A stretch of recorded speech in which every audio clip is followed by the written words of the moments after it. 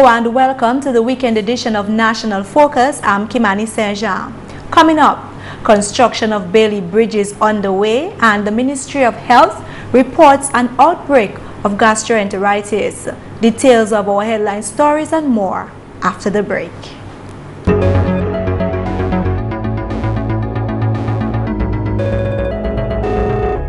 Thanks for staying with us. Construction of the Bailey Bridges is underway.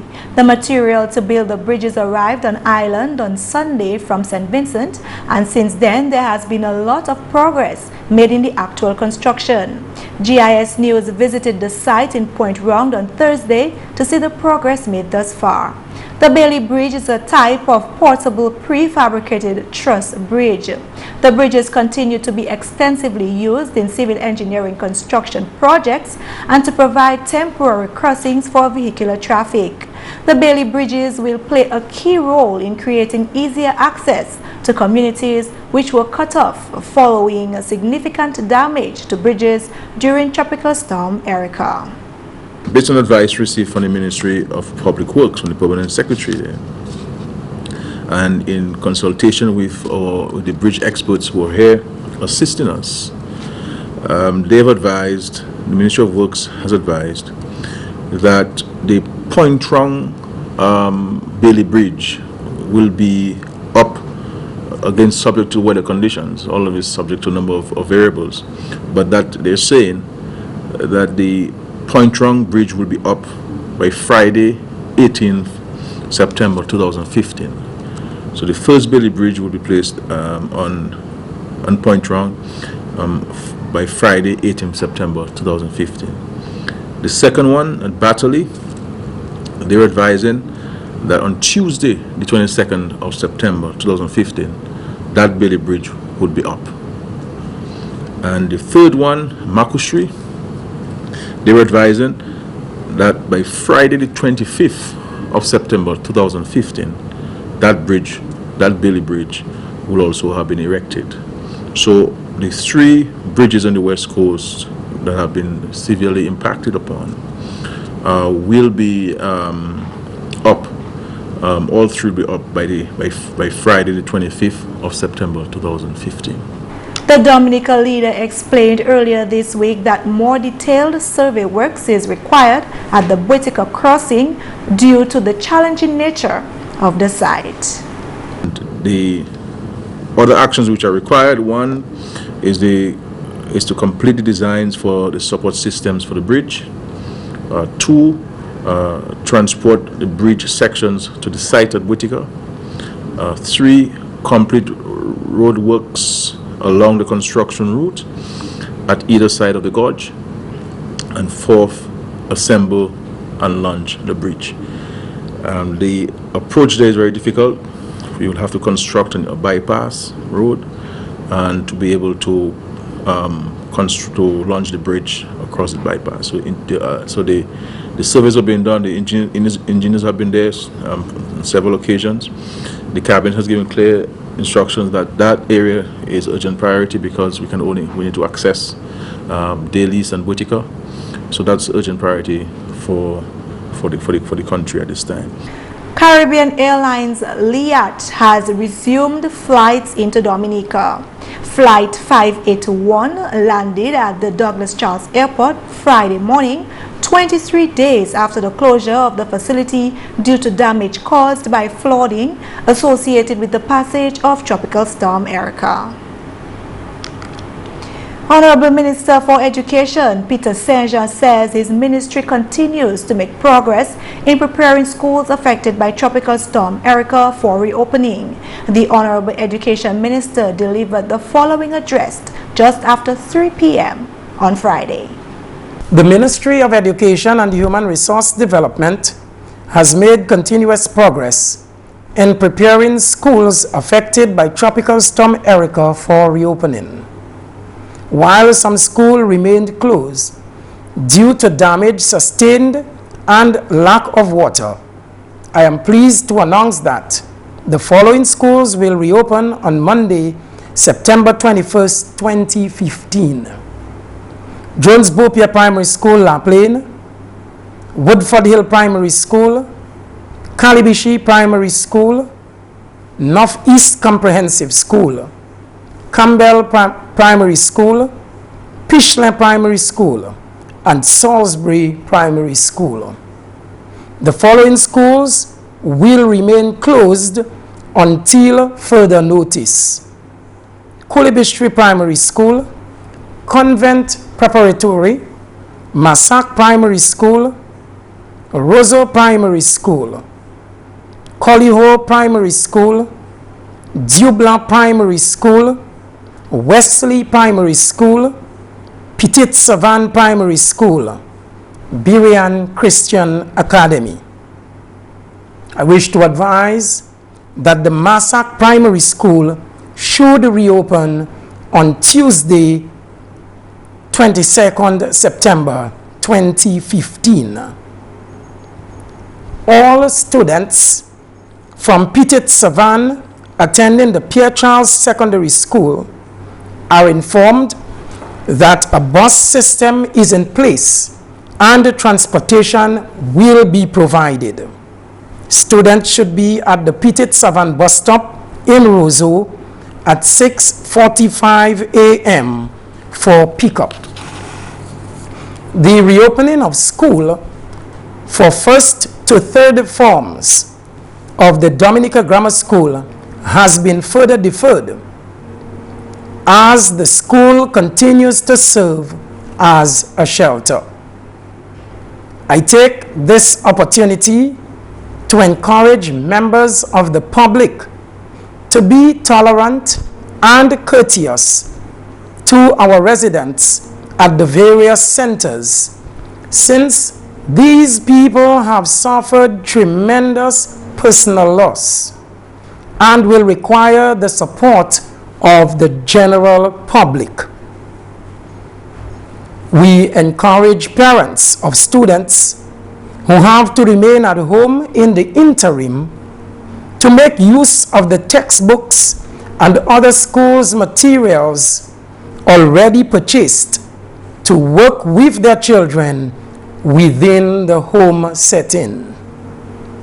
I wish at this moment to commend the effort of the staff of the Ministry of Education and Human Resource Development, and in particular, principals and teachers at our schools for their hard work and dedication during this most challenging time. However, it is incumbent on all to continue in that same spirit in the rebuilding process of our beloved country. The Ministry of Education will continue to work with DOASCO and other partners to return all our schools to normalcy within the shortest possible time. You're watching National Focus. More when we return.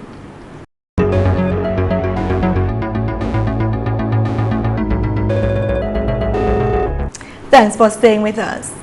The Ministry of Health and Environment has confirmed an outbreak of gastroenteritis on the island due to the passage of Tropical Storm Erica on August 27, 2015. Chief Medical Officer Dr. David Johnson confirmed a total of 153 cases from August 28, 2015. The most affected areas are Portsmouth, St. Joseph, and Roseau Health districts.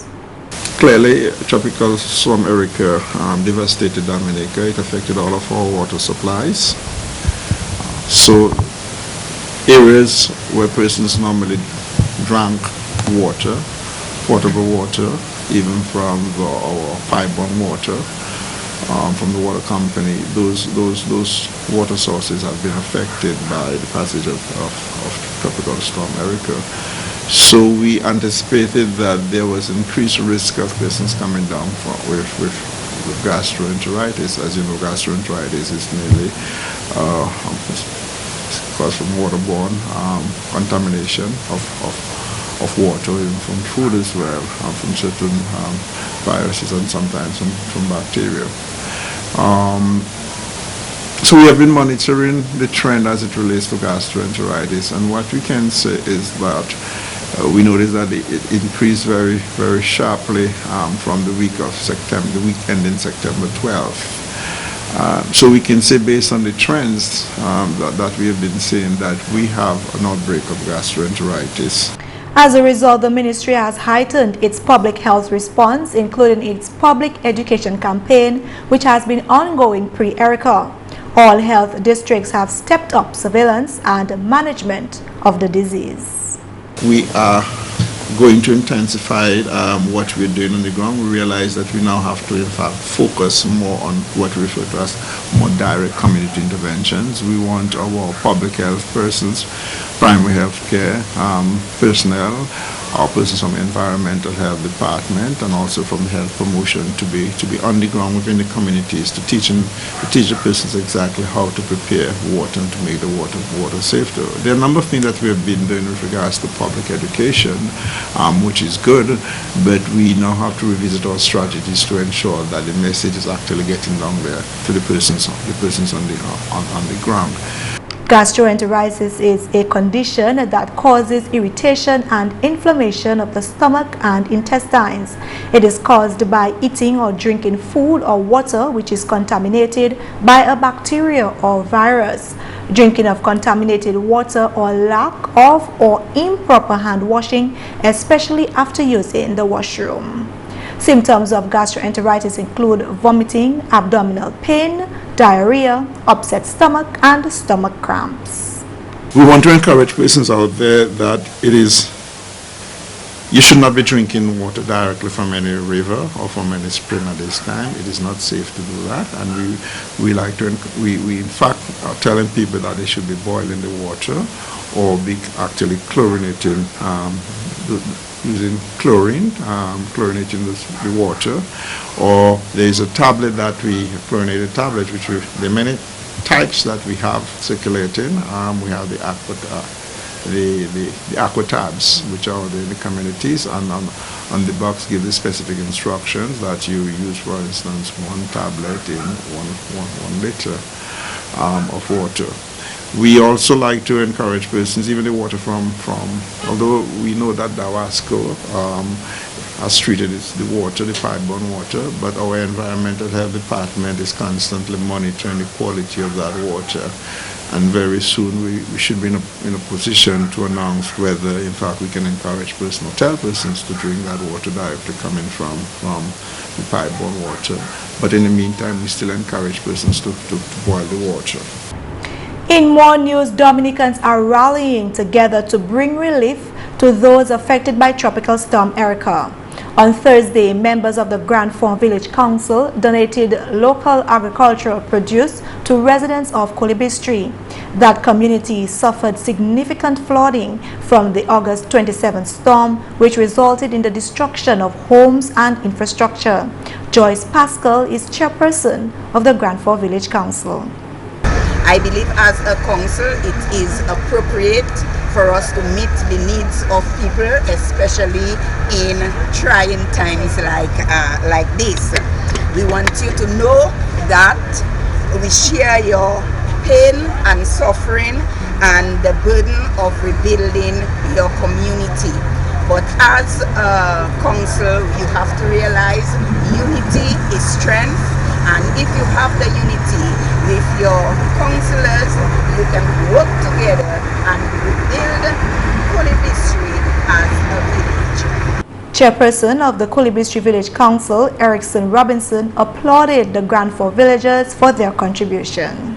On behalf of the community of Kulibistri and Bon Ratchet, I want to extend my deepest gratitude and thanks to the Grand Fork Village Council and the people of Grand Fork, and particularly the Parent of Grand Fork, who have come from far and ensure that we of Kulibistri who are hurting and who is in need of much needed provision and fruits. Like she rightly said, that we are getting some relief, but it has been processed food. And that, your contribution you have got for today, we value it, because a lot of the older persons are indeed asking for some of the provision because we have limited access to our funds, and we really, really appreciate the contribution. I think that's a new partnership for us, the Grand Fork and the Cooley District, and we can work together in ensuring that we can lift our community much, much higher. And I want to say in a special way on behalf of all of us here today, we are grateful and we are hoping that we'll come back soon.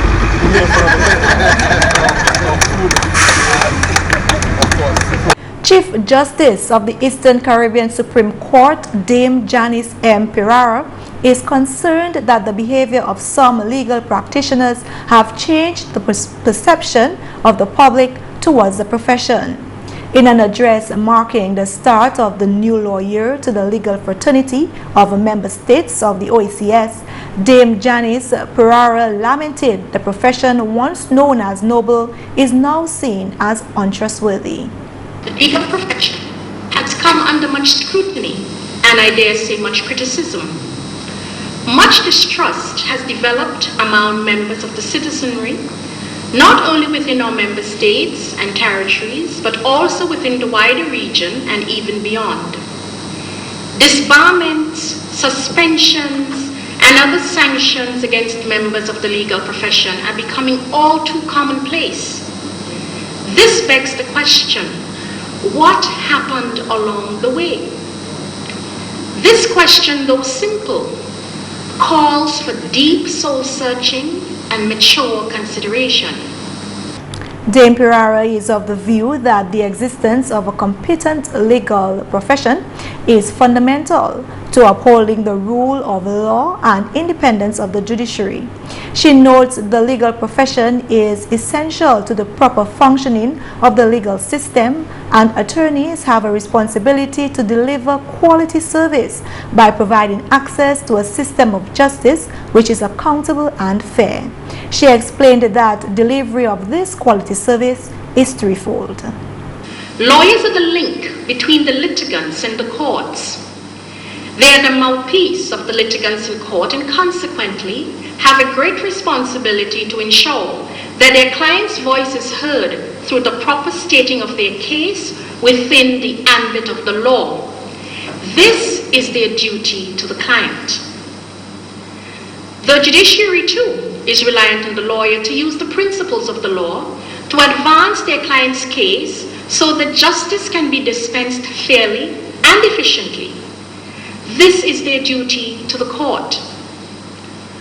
Lawyers should also be courteous to the other members of the profession, always exercising good faith. This is their duty to their colleagues. The proper execution of these duties goes a long way towards safeguarding the rule of law and thus promoting the fair and efficient administration of justice. She revealed that although responsibilities in the execution of these duties overlap, there is one common thread which runs through each, that is the duty to show respect.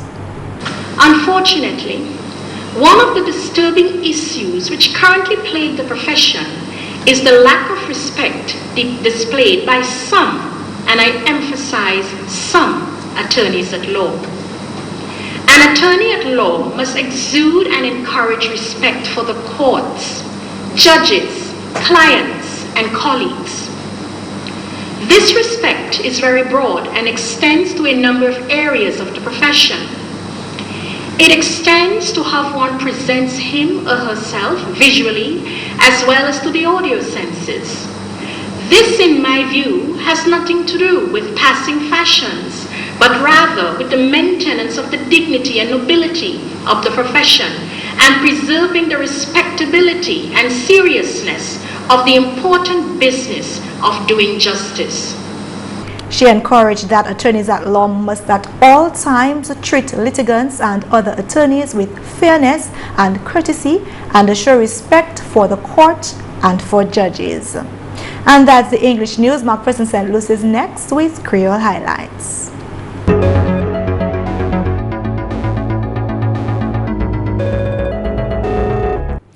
Alors tout le monde, bienvenue à cette nouvelle en créole. Non, moi c'est McPherson St. Luce. Premièrement, le gouvernement Dominique a information qui concerne pont qui a ouvert vers St. Vincent et Grenadines et puis ça fait qu'à concerner l'occasion qui bâti. Selon le Premier ministre Honorable Roosevelt Skerritt, c'est pour ça là qui bâti 4 locations 3 à 6 West Coast là et puis yon en East pays là. Et d'ici l'occasion là, c'est Makouchri, Point Round, Batli et puis Bouetika. Travail qui prend place bâtir ces ponts là en Point Round qui monte semaine là pendant sa bataille qui monte mardi semaine prochaine. Ça, Makouchri qui a expecté pour monter par vendredi le 25 septembre pendant sa Bouetika qui monte après pendant Yuka Westbury Play Design pour projet là. C'est pour ça là venir autant nécessaire sinon mauvais dommage courtant Erika la conditionné en pays là. Alors nouvelle gouvernement Dominique déjà identifié l'occasion pour allocation moun Tissavan et puis Dibek qui est affecté par courtant Erika. Parole celle-là sur le membre parlement honorable Dr. Kenneth Darrow. Gouvernement a identifié des 3 places qui nous croient qui peut-être s'attirer dans des communautés parce que j'ai parti savane seulement nous avons 2 communautés pour reloquer Dubik et petit savane. Ça nous a fait c'est officiel de London Surveys avec housing. Il y a gardé ces places pour nous toutes ces pros avec cons l'avantage avec des avantages ces places là pour nous nous assurer ces monde qui nous pas le gouvernement pas faire pièce de décision sans nous consulter avec eux, sans nous taper opinion yo. So mon cas je n'avais comme on dit mon cas je n'avais committee frequently mon cas je n'avais ces monde frequently mais après midi nous avons leur go meeting. So un meeting ça mon cas fait nous a préparé ça nous a créé survey forms pour distribuer ces monde nous a pensé pour ba monde qui ni 12 années avec plein année avec les formes ça qui ni différentes options ces places là que le gouvernement a calculé que yo nous peut-être ça météo et nous still ka mettre space pour yo faire si yo ni des 3 l'idée par quoi yo peut mettre la forme avec dit yo ça si yo ni suggestions recommendations going forward. Selon honorable Darrow, discussion qu'a considéré PEP ces communautés ça là. Nous voulons décision pour relocater ça avant qui interactive et considère tout le monde et opinion tout le monde. Mais j'ai déjà dit que est possible pour nous taper en place qui satisfait tout le monde. Mais ça nous a espéré que nous arrive à un consensus. La majorité du monde d'accord c'est place ça parce que pour tout avantage il y avait because plus vite nous ça décidé là nous c'est plus vite nous a commencé tout ce travail là pour y rentrer parce que c'est pas ni faire place avec faire caille peut-être place là nous pour faire infrastructure chimie avec toutes ces vitesses là light glow avec vitesse là so c'est un difficile en process c'est mon a passé un temps très difficile mais moi crois que moi que avec des 3 jours à moi était ça mon ça fait moi que monter ça c'est mon qui résilient avec moi crois que tout débat ça nous actuellement que nous que sortir un monde plus fort avec plus gros avec nous que faire communauté qui plus powerful. On a nouvelle gouvernement Dominica fait effort pour rebrancher communauté Tissavan. Parole celle-là sorti du premier ministre honorable Roosevelt Scarrett. Communauté celle-là tapé mauvais blast hors culture Erika. Honorable Scarrett fait parole qui résident communauté là supposé ni accès pour bagay yo sa retrouver après 3 là et des gouvernements qu'a fait progrès il faut ça là aussi. Premier ministre Scarrett dit opération celle-là qui conduit à dans en façon qui bien coordonnée. Il dit aussi que discussion Kachen et puis moun guest house Roseau pour accommoder moun qui ka caché en Dominica Grammar School et puis gouvernement laisse à fait que paye pour ces accommodations ça là. Moun dit bika aussi tapé attention. Et puis finalement officier département psychiatrique conduit visite plusieurs communautés tout en Dominique qu'a occupé moun qui était affecté par culture Erika. Si le chef département là, Dr. Griffin Benjamin, était autant nécessaire pour occuper moun qui était expériencé situation comme ça, parce ça te peut détruire l'émotion à eux. Dr. Benjamin dit, vous mettez attention pour visiter groupe anti moun individuel. Département là, t'es aussi engagé et puis moun qui te ka sauver moun, ça ou créer search and rescue. En parmi d'autres, une délégation Massive Foundation de Trinidad en Dominique aussi qui assiste le département là et puis programme ça là. Messieurs, mesdames, ça c'est tout pour nouvelles en créole pour à présent. Non, moi c'est McPherson St. Luce. Ni un bon week-end. Au revoir. Before we leave, here's one announcement. The Dominica Air and Seaport Authority, DASPA, wishes to inform the general public that any animals found trespassing on any port compound poses a serious risk to aviation and passengers. Therefore, any stray animals will be dealt with in accordance to Section 96 of the DASPA Act of 2006 and will be removed from the compound by any means necessary. And that's all for this edition of National Focus. We always welcome your suggestions and comments. Drop us an email at gis@dominica.gov.dm or visit our website news.gov.dm. Like our Facebook page, facebook.com/GIS News Dominica, and follow us on Twitter at GIS Dominica. You can also catch up on past National Focus newscasts on our GIS Dominica YouTube channel. From all of us here on the GIS News production team, I'm Kimani. Thank you for watching and have a great weekend.